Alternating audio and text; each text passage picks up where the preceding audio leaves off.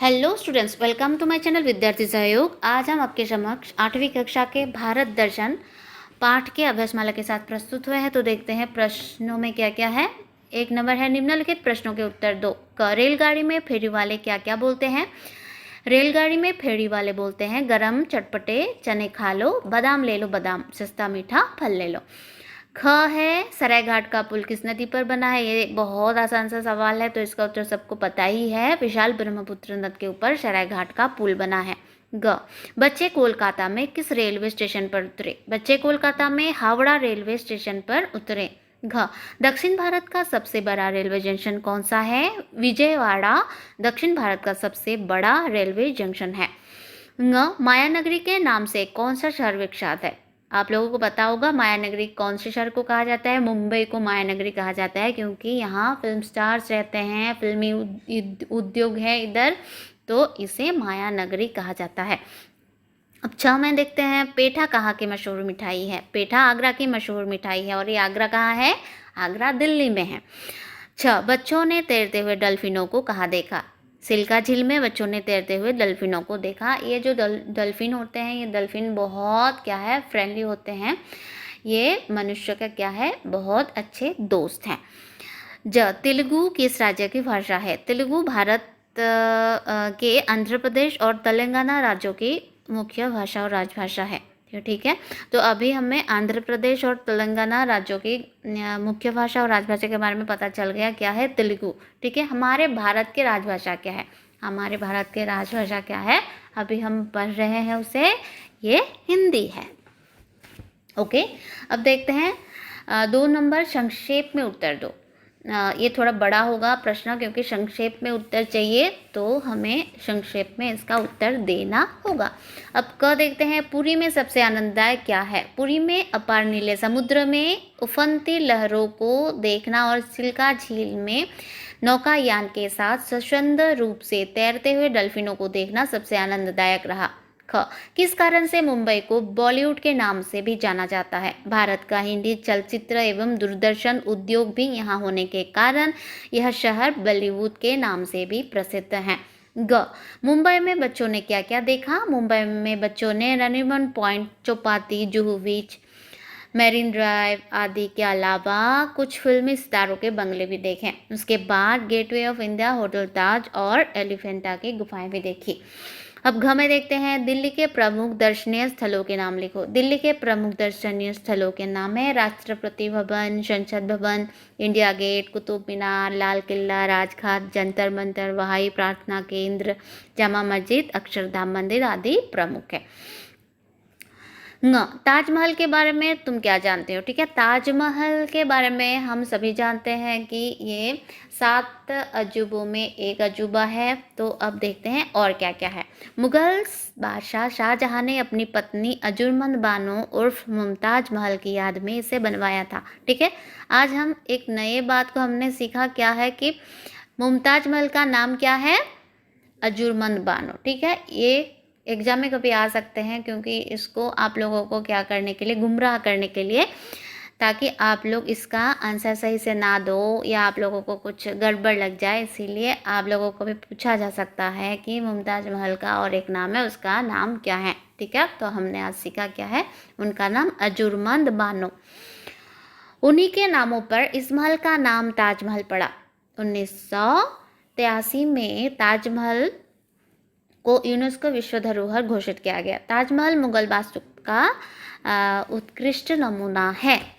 अब हमारा तो 2 नंबर कंप्लीट हो गया। तो अब हम देखते हैं 5 नंबर में क्या है। निम्नलिखित प्रश्नों के 4 उत्तर दिए गए हैं, सही उत्तर का चयन करो। ठीक है, निम्नलिखित प्रश्नों में ऑप्शन दिया गया है 4, उसमें से एक सही होगा, तो हम सही उत्तर ढूंढेंगे। Let's go.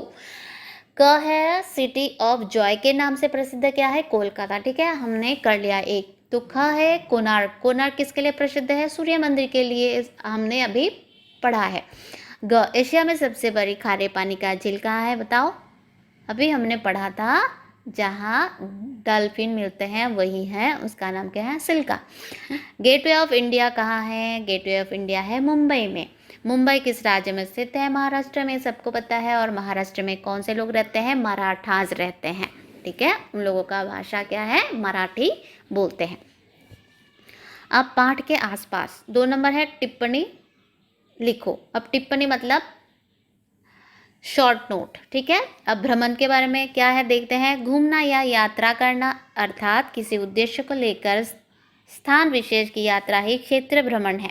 शिक्षा के क्षेत्र में ये उद्देश्य संबंधित विषय के प्रत्यक्ष अनुभव प्रदान करता है। मतलब जैसे हमने अभी बताया कि यहाँ दर्शनीय स्थल है, मुंबई माया नगरी है, दिल्ली में बहुत सारे दर्शनीय स्थल है, लेकिन ये बोलने से सुनना और आंखों से दिखाई पड़ना, इसमें बहुत बड़ा क्या है, अंतर होता है। और देखने में जो मज़ा आता है वो सुनने में कभी भी नहीं आता। इसीलिए हमें क्या करना चाहिए, अच्छे से पढ़ना चाहिए और पढ़ के बड़े आदमी बन के हमें ये सारी जगहों में जाना चाहिए।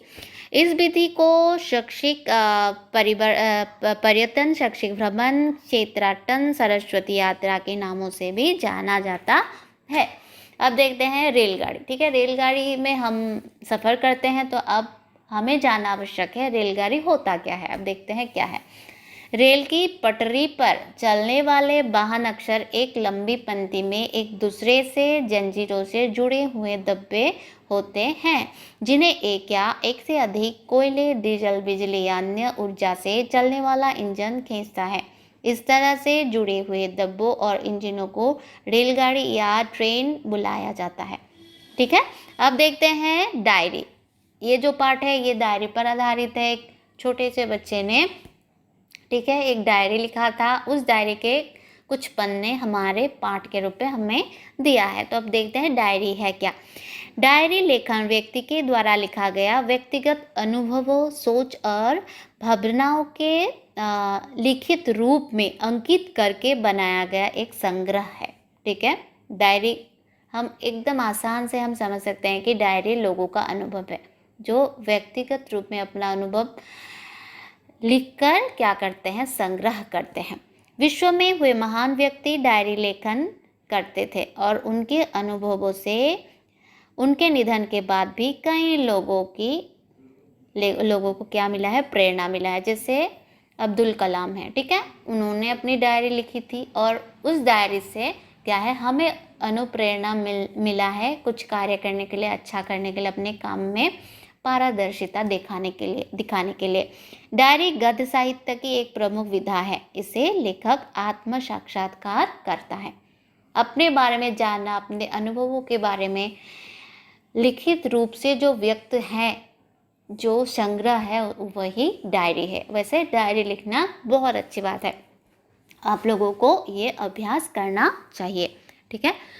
तो आज हमारा इस पाठ का अभ्यासमाला समाप्त होता है। तो बच्चों, आप लोगों को अगर मेरा वीडियो सुनना अच्छा लगता है, मेरे साथ पढ़ना अच्छा लगता है, तो आप लोगों को क्या करना है, मेरे जो वीडियो है उसे लाइक करना है, उसमें कमेंट करना है। और जिन जिन बच्चों ने अब तक सब्सक्राइब नहीं किया है तो कृपया सब्सक्राइब कर ले, तभी क्या हो जाएगा, आप लोगों को बैक टू बैक नोटिफिकेशन मिलता रहेगा। Thank you.